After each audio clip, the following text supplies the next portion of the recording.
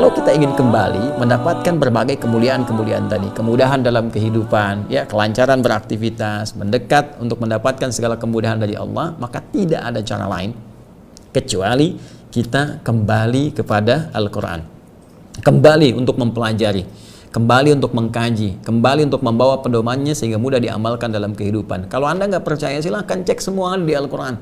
Ya, masalah orang sakit ingin mendapatkan kesembuhan ada di Al-Quran. Ya, Masya Allah gitu, banyak ayat membentang di Al-Quran. Dari mulai bagaimana kita memohon, Quran surah 26 ayat 80, wa idza maritu fahuwa yashfin.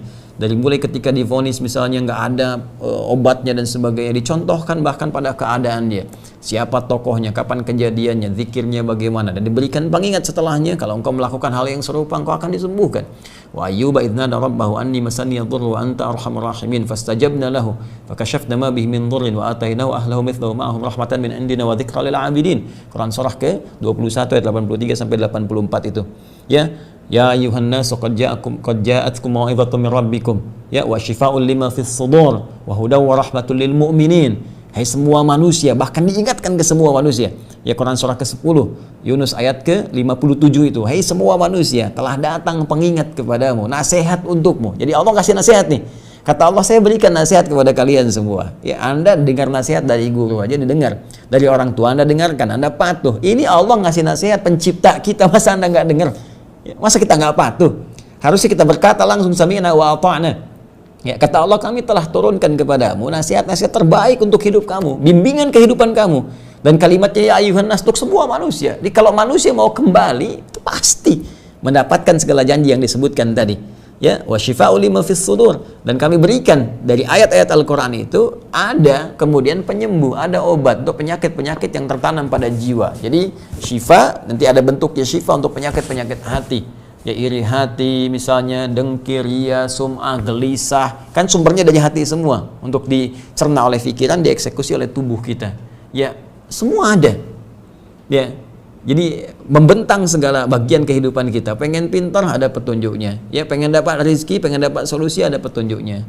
Nah, tinggal sekarang persoalannya bagaimana kita menanamkan keinginan kuat pada diri kita untuk kembali pada Al-Quran. Apalagi orang-orang Islam. Jadi menurut saya aneh kalau orang Islam itu nggak kenal Al-Quran. Sangat aneh. Ya, sangat aneh. Ya, orang Islam yang mengaku beriman. Karena Al-Quran itu selalu narasinya, diksinya dalam Al-Quran sendiri, ketika Allah firmankan, selalu ditegaskan, dijanjikan, akan memberikan manfaat bagi orang-orang yang beriman. Yakin tanpa ragu. Ya, yakin tanpa ragu disebut iman. Orangnya disebut mukmin. Mukmin, pasti ada manfaat. Jadi, kalau Anda Muslim, harus menguatkan keimanannya, mukminnya itu harus tampak.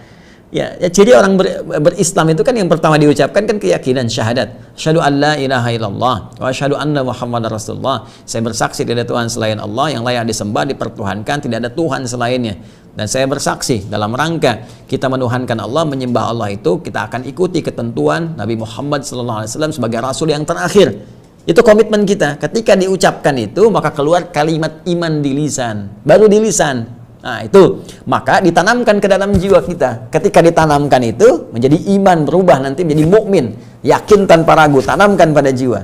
Karena itu di Al-Quran dibedakan antara Islam, ya, sebatas kemudian bersyahadat, dengan yang imannya sampai ke dalam jiwa menjadi mukmin, mukmin yang sesungguhnya. Ya, jadi di Quran surah ke-49 ayat 14 ada banyak orang-orang Arab Badui ketika mengatakan kepada Nabi dalam satu kesempatan, ya, qalatil a'rabu, orang-orang Arab Badui berkata, amanna, kami telah beriman, ya, menjadi mukmin.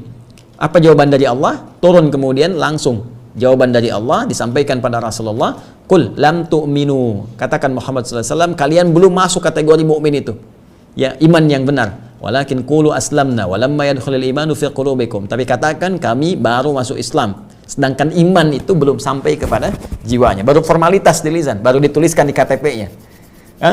Nah, untuk menjadikan iman itu sampai kepada jiwa mesti dilatih. Ya, mesti dilatih.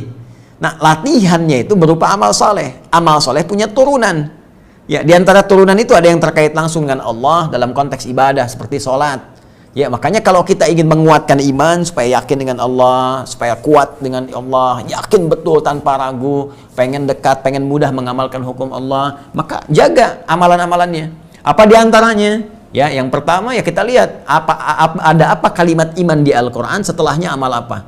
Kalimat iman pertama Al-Baqarah di ayat ketiga kan, alladzina yu'minuna bil ghaib, yaitu orang-orang yang yakin kepada Allah walaupun belum nampak dalam pandangannya, yakin betul. Bagaimana menanamkan keyakinan itu? Wa yuqimunas shalah.